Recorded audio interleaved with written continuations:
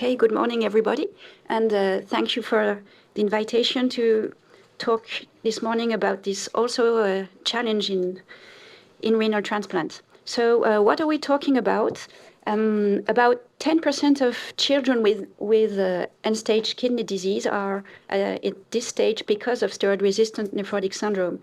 And in this population, we know that there is a risk of disease recurrence as high as about 50 or 60%. And if treatment fails and patients go back to end stage and wait for a second transplant, there is even higher risk of 90 to 100% of recurrence on the second graft. So this is a very challenging situation that presents usually with the immediate or within the first weeks a heavy nephrotic range proteinuria. It can also present as a delayed graft function. And so in this population, there is a really intense urine monitoring during the first days and weeks. So why is it dramatic? Because recurrence impairs graft outcome. And when we look at 5-year renal survival in our population, it drops to 68% in patients with this disease. And if a patient relapses and treatment don't put him into remission, there is a half of patients that lost their graft within the first 2 years. So can we identify clinical risk factors for recurrence? Well, actually, over the last decades, lots of small cohorts have tried to have highlighted different clinical factors. But actually, a recent meta-analysis just identified that the risk of recurrence was associated on initial steroid sensitivity or late steroid resistance. That was the only significant factor. So when we have recurrence, what shall we do? Well, it's very difficult to answer as there is a complete lack of trials, and all our knowledge is only based on small cohorts or case reports. And a lot of different therapeutic regimens have been reported. And you can see on the right, this is a European survey among 59 centers in Europe asking what people do. And most of centers do apheresis and rituximab and high-dose steroids and ACE inhibitors and sometimes other drugs. And all this is more driven by the fear of allograft loss. And I believe this is because this is why we always move very quickly to simultaneous intervention, because there's this high fear of allograft, and it's difficult to do evidence-based medicine in this difficult situation. So the efficacy of plasmapheresis has been reported first in 1985. So we have data on this technique, and I can show here this review on more than 400 patients, including half of them being children.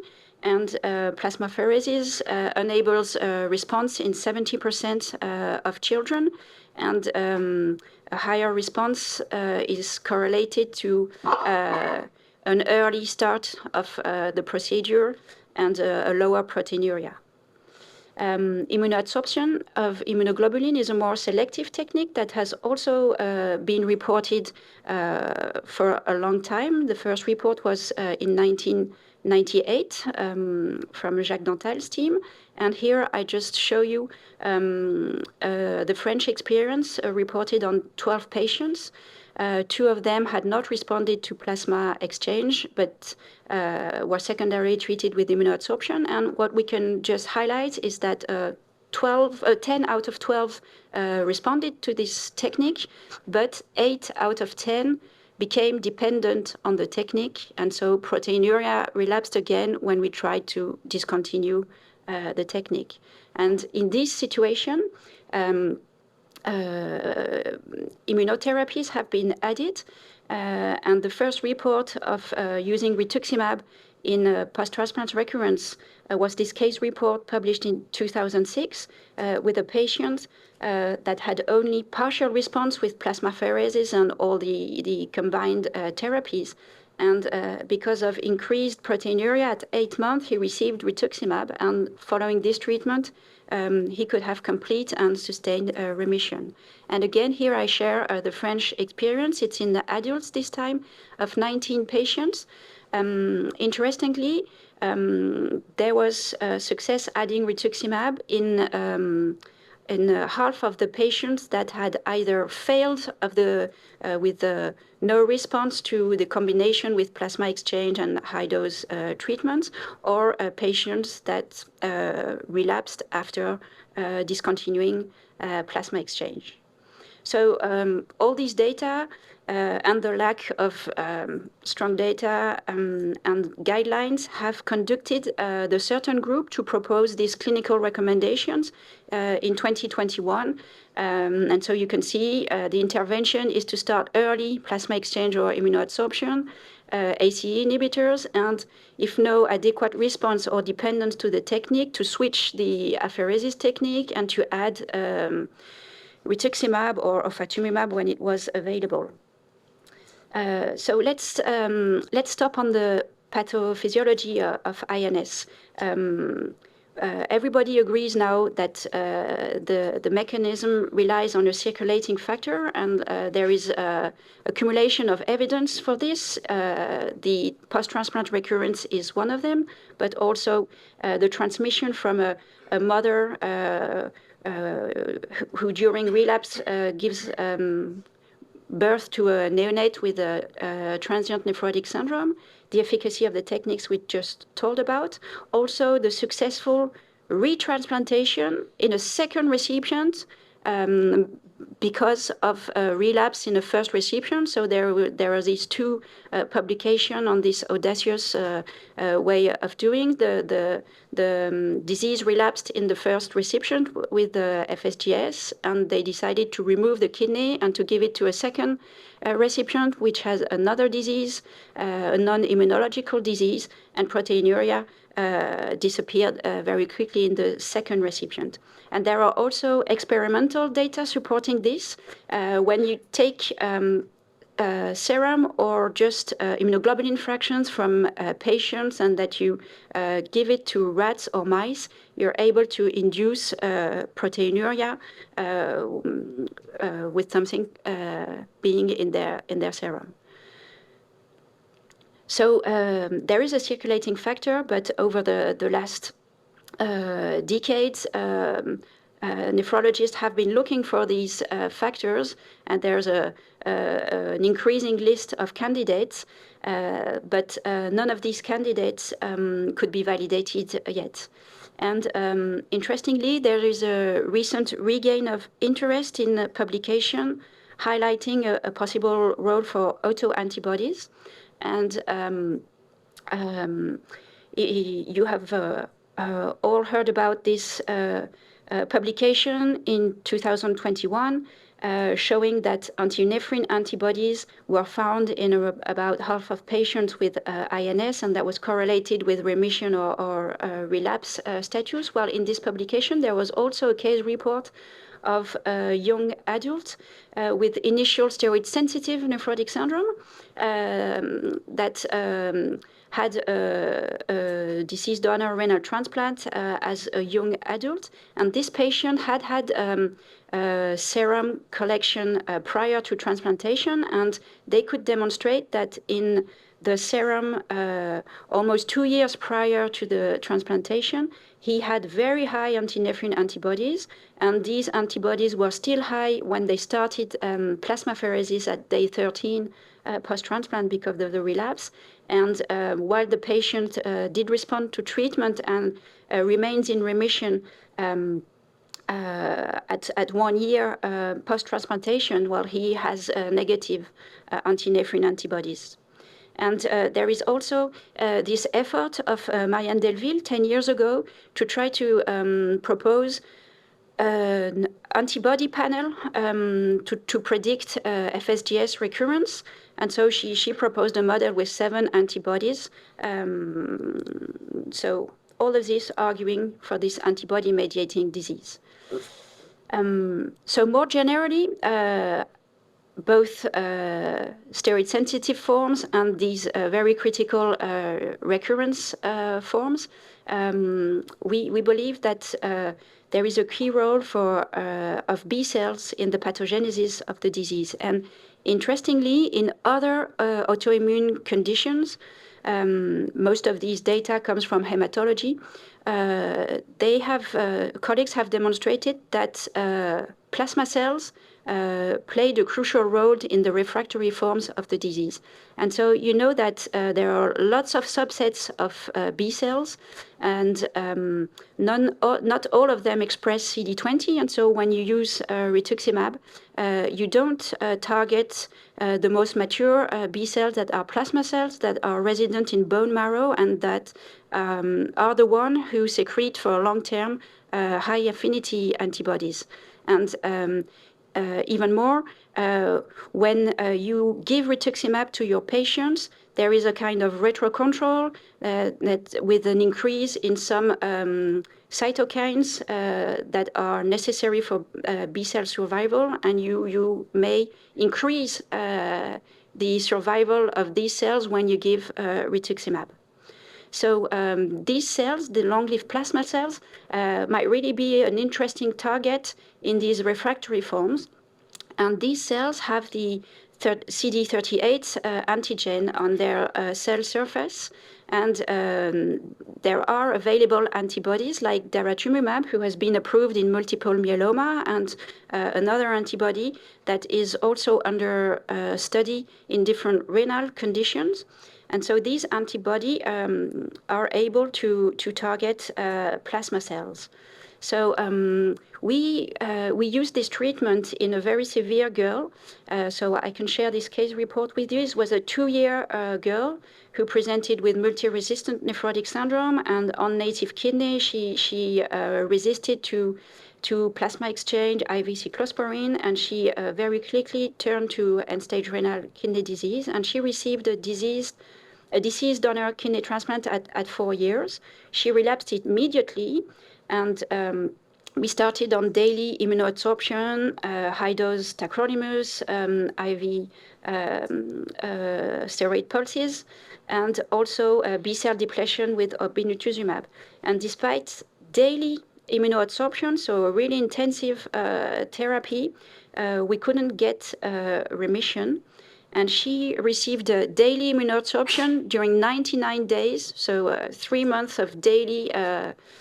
We didn't give up, and finally we decided to add daratumumab in this situation, and she finally started lowering her proteinuria under daratumumab, and she got complete remission after the 4th infusion.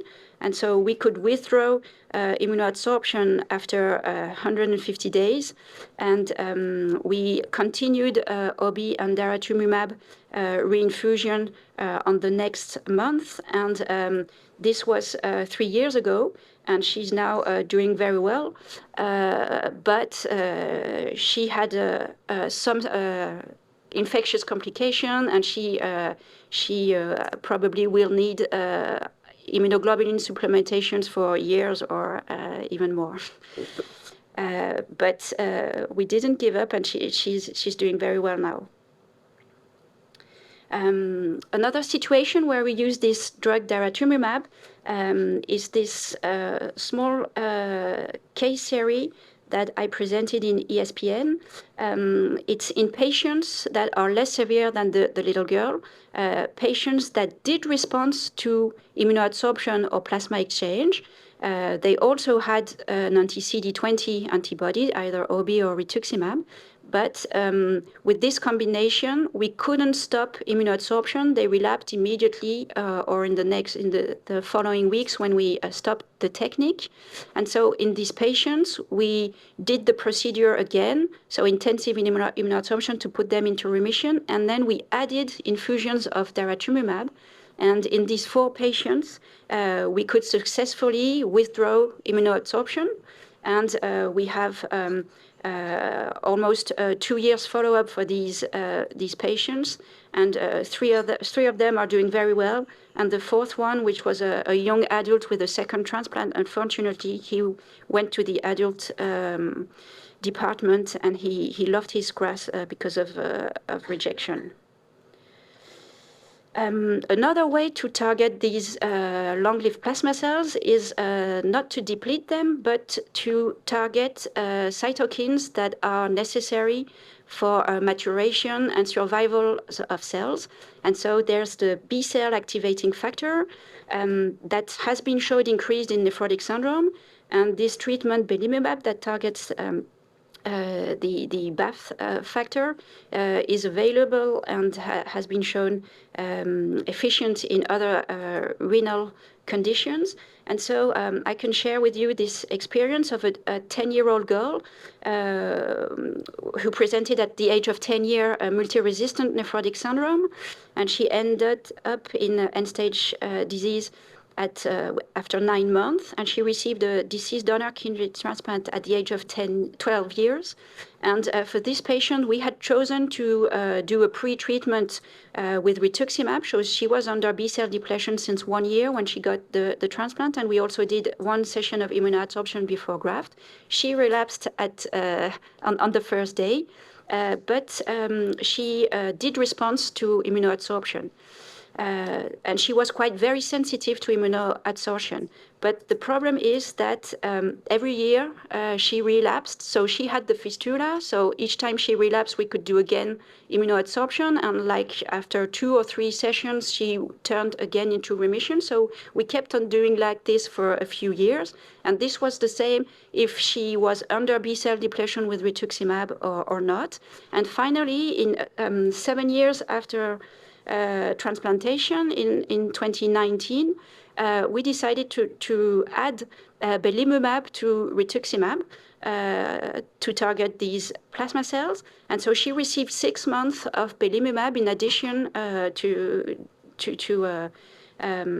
rituximab, and this was in 2019, and she did not relapse over the past 4 years. So this is a less aggressive strategy that did well for these patients. But again, it's one case reports.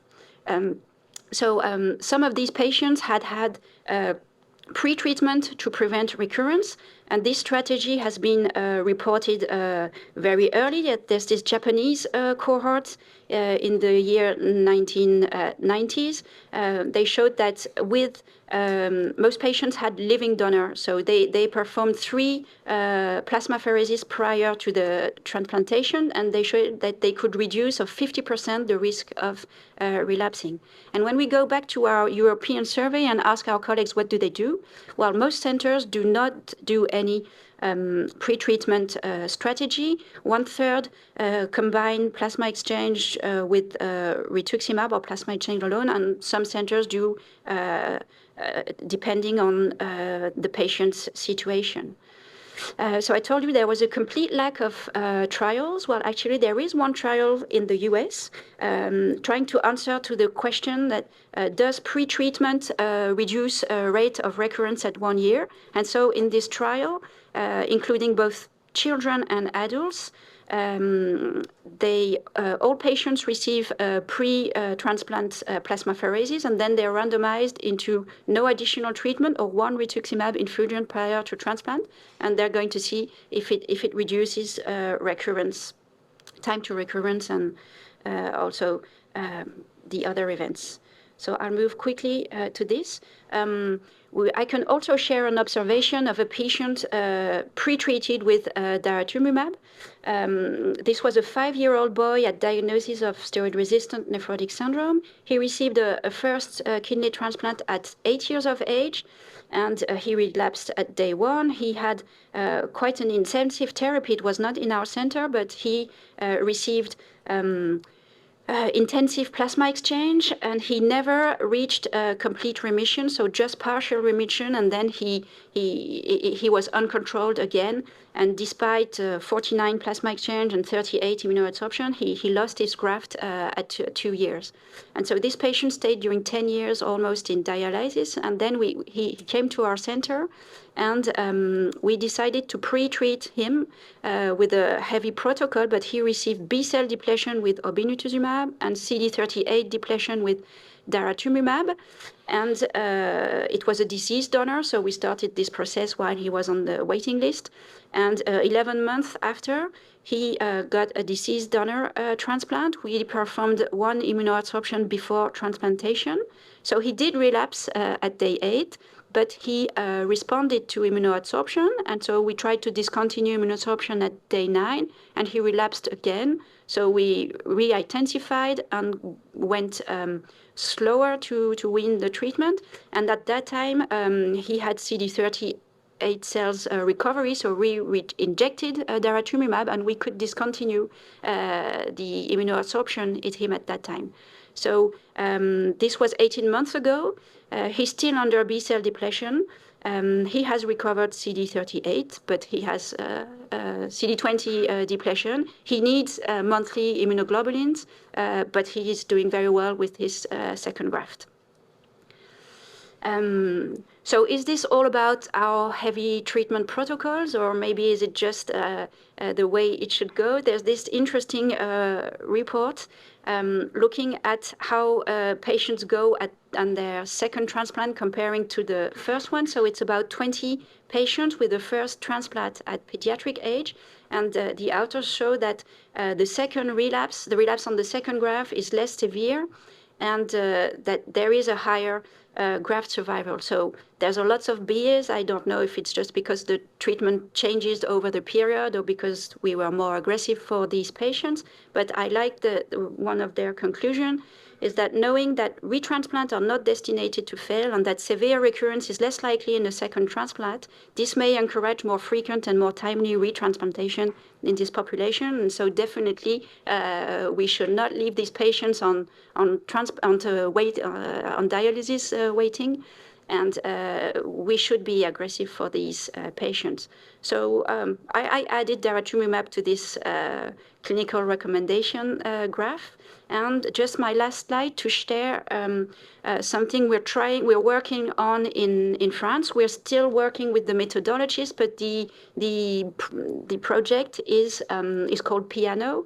It's a protocol with immunoadsorption in multi-resistant nephrotic syndrome combined to OB or Ritux and daratumumab in some condition. So this is going to be a prospective cohort study in France, including both patients on native kidneys with multi-resistant nephrotic syndrome and also post-transplant recurrence. And I share with you the algorithm for patients with post-transplant recurrence. So we first do an induction phase with the immunoadsorption, so with very intensive, minimal 10 sessions within 2 weeks.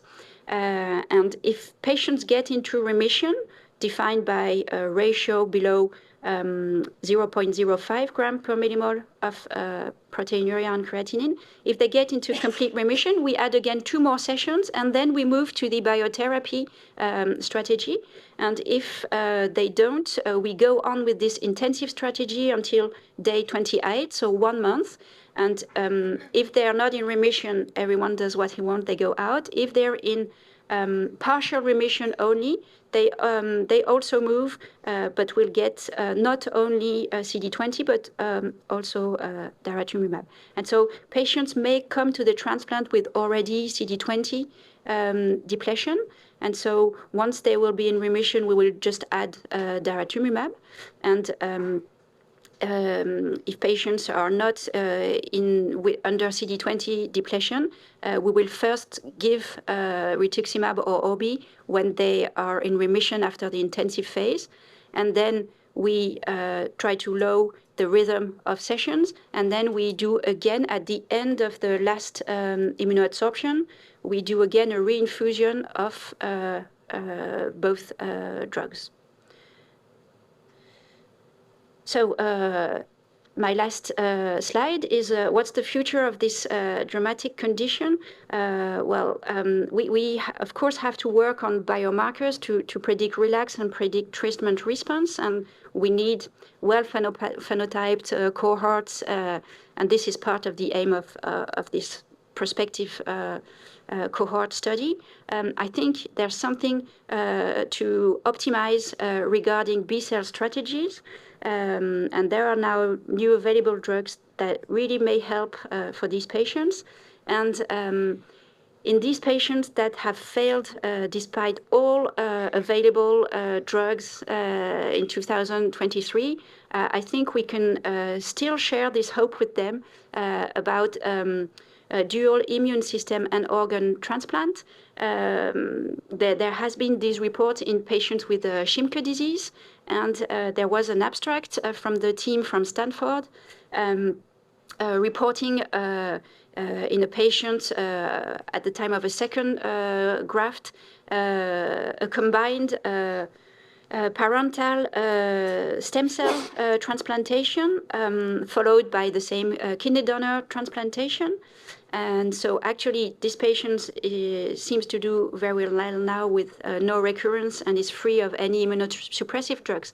But the first year was very tricky, and he almost died because of severe graft versus host disease. And so definitely there are some steps to pass regarding conditionment and all the things about the stem cell. But this is one future hope for this patient that resisted to everything. So that was my last message. Thank you for your attention. Great. Any questions? Thank you, Claire. That was excellent. Can I just ask what's your views of the difference between plasma exchange, double filtration plasmapheresis, immunoabsorption, and lipid apheresis in recurrent disease? Well, I have no experience on lipidapheresis, Okay. so I can't answer. We have several experience of patients that did not respond to plasma exchange or cascade flow, or that responded to immunoabsorption. So my opinion is that it might do better. There's a recent paper from the team of Amsterdam that showed that in vitro, they believe that plasma exchange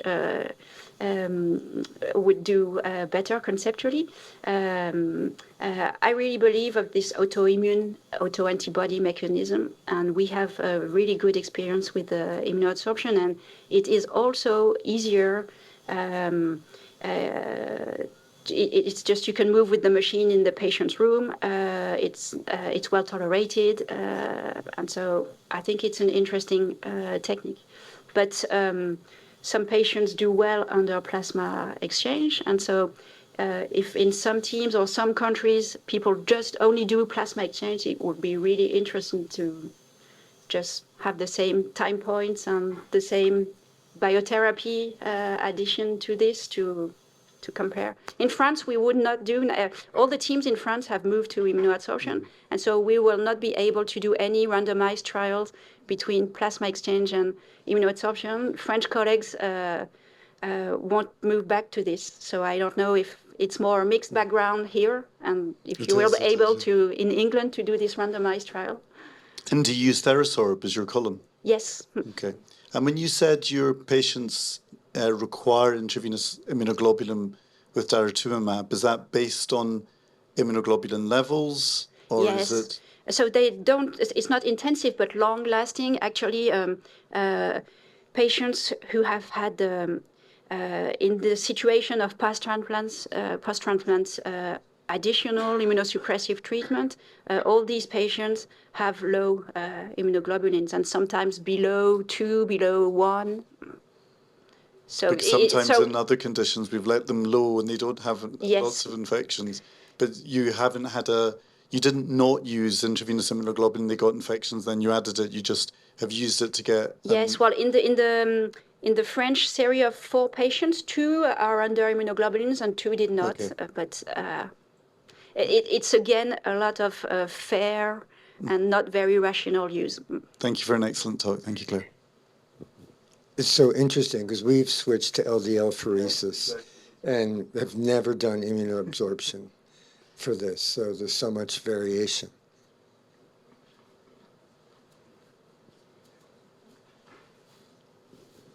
Thank you. Our usual immunosuppression regime in the UK involves, say, tacrolimus, mycophenolate, and we're with steroid minimization.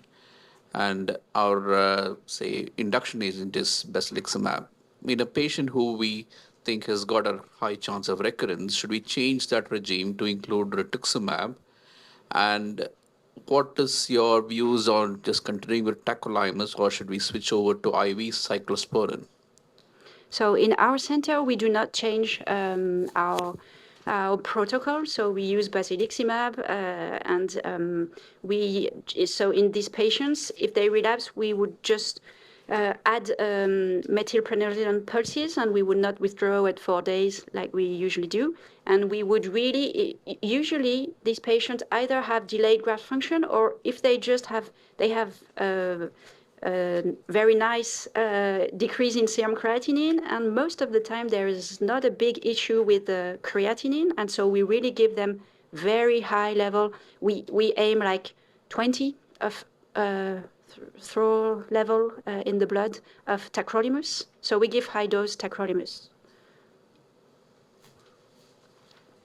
I think there's one more question. Thank you, Claire. It was really good. Just in terms of obviously this very high immune suppression that you mentioned, and obviously the immunoglobulin levels, I'm just wondering in piano, are you going to be looking for the infectious complications or malignancy rates and all that prospectively? Because obviously that's a heavy price in terms of, because if we're even talking about bone marrow transplants going forward, that is a very heavy, it's worse risk versus benefit of the whole thing, right? So for sure, we have to look at these infection events prospectively, and the choice to finally go on a cohort study was in order to do this long-term follow-up rather than this small randomized question. Yes, hopefully. Well, it's in addition, of course, to all the treatment they also receive and the cancer risk they also have. Secondarily to what they have received prior to transplantation, some of these patients have also received amounts of drugs to try to save their native kidneys. So there is a concern, but I can't answer. No, exactly, and that would be good to see that. Thank you. Thank you.